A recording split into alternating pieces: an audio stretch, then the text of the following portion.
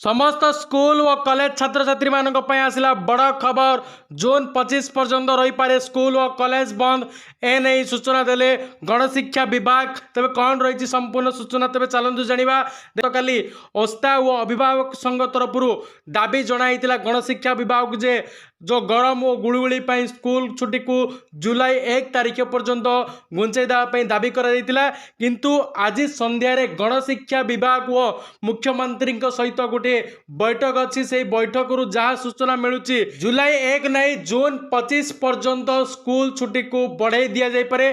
कारण आमर पड़ोसी राज्य छत्तीसगढ़ में बीजेपी सरकार अच्छी और तांकर मध्य स्कूल छुट्टी को घुंचाई दी जून 25 तारीख में स्कूल खोलिया निष्पत्ति नियाई। आज संध्यारे ही गोटे बैठक अच्छी सबू सूचना प्रस्तुति सरी किंतु ए सबू भितर गोटे कथा उपर निर्भर कर मुख्यमंत्री निष्पत्ति कौन।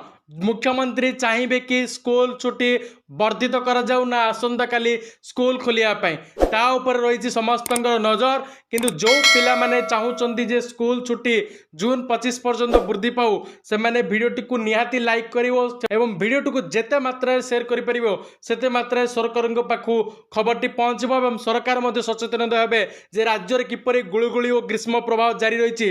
जो ग्रीष्म प्रभाव में पिला माने घरे ही बसी पाउनंती आ स्कूल रे 6-7 घंटा पढ़ी बसिकी पढ़िबार तो असंभव कथा।